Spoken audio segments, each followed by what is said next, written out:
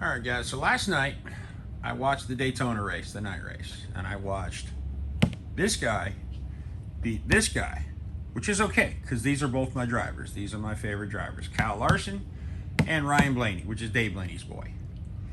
And stayed up late, kind of didn't want to do a whole lot, couldn't go to sleep, and well, that leads us to the next story. Oh yeah, other than I really like my low-C NASCARs. Game plan was to come in this morning, Sunday morning, and I was going to take this brand new low-C 8 out the box. I was going to break it in and run it. I just got this thing on Thursday. Brand new, really love it. But ran into a little snag. So every Saturday morning, 11 o'clock, this guy named Mike Rinkowitz, Rinks RC, Nitro guy. Really like the guy. He does a live. And he had picked up this Sportwerks reaction on eBay for like 150 bucks. It's like, all right, so I watched his live. He's rebuilding the thing. Thing seems pretty cool. And I'm thinking, you know what? Let me just sleep on this one because I've had this car for a couple months. I got this thing from a guy named Rod Hubbard off of Facebook on Nitro Gang. He put it up for 280 bucks. I'm like, man, I'll take it. Don't know what it was. I had to call Hybrid, Dimitri, and say, dude, what the hell is this thing? And he just told me all about it. And I was like, all right, cool. Maybe one day I'll get to it.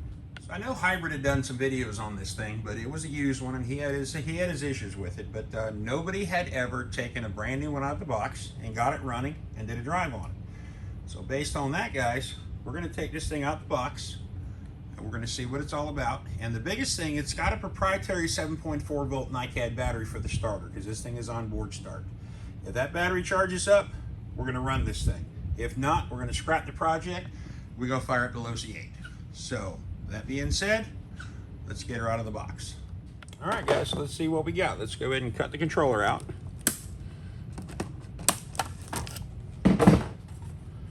Kind of a goofy turn of the century. It reminds me of the old Magnums. I believe hiding in the corner.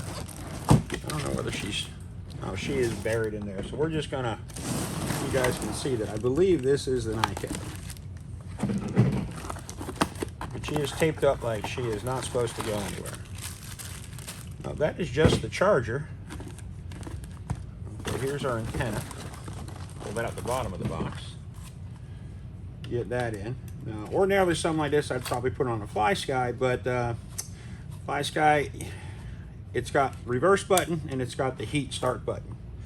Heat start means you're gonna hold the button one direction, you're gonna heat up the glow plug, then you hit it again on the remote, she's gonna start up.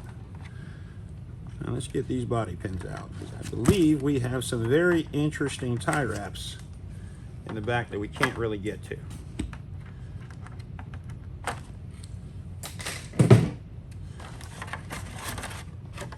Yes, that is our issue. So I'll give it a clippy, a clippy down here. That one's in a very, very rough spot.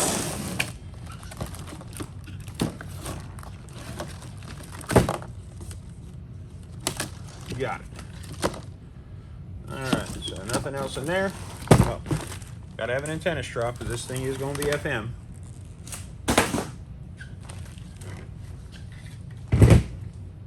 So far, pretty cool. So far, very cool. All right, guys, so with the pimp hand, we're gonna go over this thing a little bit. This thing is all plastic. She does have a metal reinforcement plate on the belly, but she is plastic. And it looks like we've been leaking a little bit of shock oil out of this shock, but yeah, she kind of reminds me of a Radio Shack RC10 GT. Let me flip her over. Well, evidently, this thing can easily kill you, because it says, danger, fuel flammable. Danger, muffler can be hot. Head sticker, warning. It's got attention before operating this vehicle. Check that all the screws are tight, because we probably didn't do it and the gear mesh has to be set. But looking at her, I mean, the engine, to me, it's an 18, but if you get in there, you can see the side of that thing. That is an unbranded Force 18, just in a generic engine. She does have adjustable turnbuckles and adjustable toe, but there's no flats on there to adjust them, so I guess you're using vice grips. plastic body shocks. They are adjustable shocks, but they're plastic body, plastic adjusters, plastic caps. Basically plastic everything. It looks like it's got a black plastic Traxxas servo saver in there. Let's flip her around. For the first time ever, the air filter seems nice and soft, but she's got a monkey metal, you know, like a press metal spur gear or pinion gear on there. She got a plastic spur. She's got a pretty good sized flywheel. And also another danger, rotating parts. So guys, let me get some of these stickers off, and we're gonna see if this thing is gonna make the noise. Another crazy thing is, guys, look at that brake. The brake is literally a cam lever going on the clutch bell. Check this thing out. This is my 1994-1995 Traxxas Hawk, and it uses the same thing. I mean, we're all pretty much used to disc brakes, but this thing was early 2000s, so they did kind of crazy stuff that worked but wasn't the best. Another thing that made the thing special is she had factory Proline edges in the front and Proline gladiators in the back. Proline was doing a lot of factory stuff back then, but what truly made this thing revolutionary is it basically has a Traxxas Easy Start on the back of the motor, and it's remote operated from the controller. Now you might think, well, hey man, Losi 10T had that too. That was the raw system, remote operating starting system. But hear me out. 2009, 2003, Sportwerks did it first. All right guys, so next step, we are going to de-sticker this thing. We're gonna put all the stickers up on the wall with the rest of the head stickers. Get the big danger sticker off of it. Get our head stickers off. It's funny, they give you a tab for the one side, but there's no tab on the back side because it's got the glow plug wire in there. Okay, so all that came out cool. Let's go ahead and turn our radio on, which has got a bunch of little lights inside that thing. I got 15 minutes on this battery, and then she shut off, so the battery got warm. So the idea is well, I'm guessing, very much guessing, that battery for the last 15-20 years was in good shape. We got throttle, brake, that looks pretty good. Steering looks good. I'm gonna go ahead and pick you guys up. I'm gonna give the tires a little spin to see if they're flat spotted. That one looks good. That one looks good. That one looks pretty good. I don't know why I'm not using my pimp hand. This one's a little wobbly, but looks like we're pretty good there. So I'm gonna go ahead and get her warmed up, preheat, because again, you must stay in the good graces with the Bug 404. He will yell at you if you don't preheat an engine. So guys, the first thing I want to check as far as the radio, now that we know that our servos are good, let's see if that starter's gonna work. And it works pretty easy. Let's see if I can get in there. Green light, you press that button once, it goes. Now that's your preheat, that's lighting up a glow plug. Hold it again, and she works. What that means to me, this thing should make the noise. All right guys, we're gonna get this thing warmed up. I've been hitting this thing for about 90 seconds so far. A little bit of temperature to her. You can't go down in the head, which you really shouldn't do anyway, because you've got this plastic retainer which holds in your glow plug wire. But without further ado, we're gonna go ahead and put some fuel in her. Use a little Sidewinder 2016. Oops. Another reason to have a rag out there, because, well, somebody got sloppy. We're gonna go ahead and take this sticker off too. Add that to it. All right, so we're just going to watch our fuel line, because Hybrid had a bunch of issues with their starter motor. It worked great, then it burned out, and the last thing I want to do is flood the engine, hydrolock it, and then have the big issue of now she ain't gonna do anything because that motor's burned out. He found another starter motor for it. It was 2 weeks, so I'm pretty sure his is just sitting on the shelf. So I pressed it once, I got my yellow light. Now I'm going to look for fuel. And we got fuel. See if she does it. Well, that was easy. Now it's got kind of a goofy throttle trim. You kind of like just put your finger on it and go that way.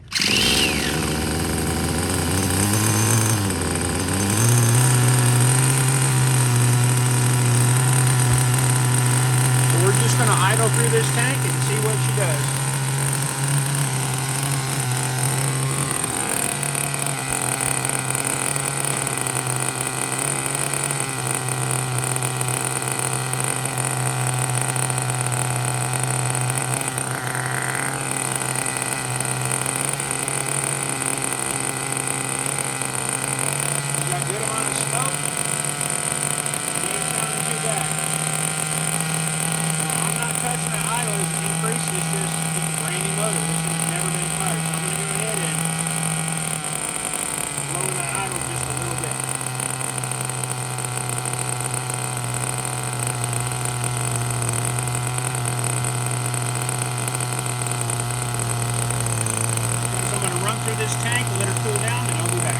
Alright guys, we're back to the mirrored mic. We're just about out of fuel on this thing. Do our temperature check. 155 degrees, not too bad. Idling do her thing. One thing I noticed, this thing will idle super low if you wanted it to. But I'm going to go ahead and kill it. Give it about a 10-15 minute shutdown.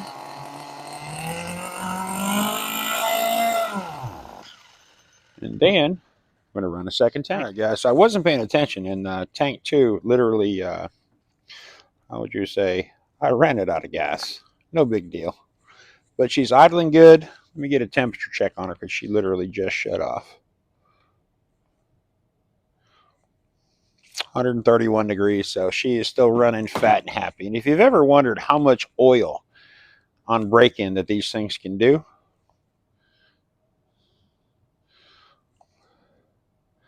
that's like salad dressing. But remember where this pipe's at, you got to drain this thing out from time to time, or you got to blow it out. Well, I can't really blow it out because I'm on break-in. But guys, I'm going to go through, run a third tank through it, and then we're going to get it outside and let it do the thing. Guys, something I kind of forgot that's kind of important on this thing is she's got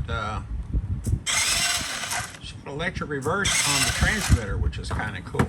All right, guys, so we got our 2003 Sportwerks Reaction Nitro remote start. Let's see if she's already made the noise. Let's go ahead and make it do the thing. Preheat the glow plug, hit the starter. Well, that was easy. I'm going to be nice to her for a little bit because, well, to be completely honest, this is the first run she's made with wheels on the pavement. She turns good. I'm just a little bit to the right on the steering trim. I'm just going to give her just a little teeny tiny bit.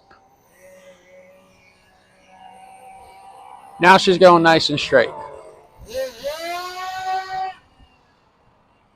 I can't say she runs bad.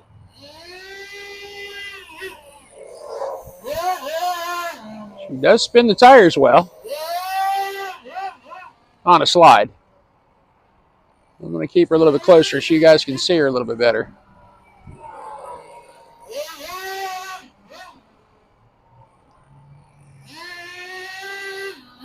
She don't run bad. I'll tell you what, I have not touched a needle on this thing besides the idle speed. When I was hitting the brakes, she was getting a little low.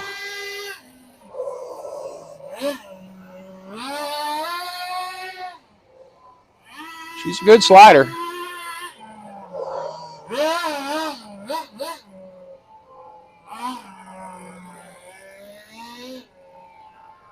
So this is our fourth tank on her, guys. So what we're going to wind up doing is we're going to go ahead and bring her back in, go through all the nuts and bolts, and bring her back out and go have a blast.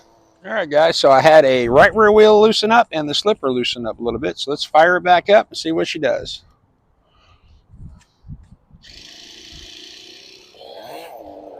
That was easy. Oh, yeah, she definitely likes that slipper tighten up. I thought I had her tighten up, but I would be wrong. She has definitely got a little bit of steam to her. I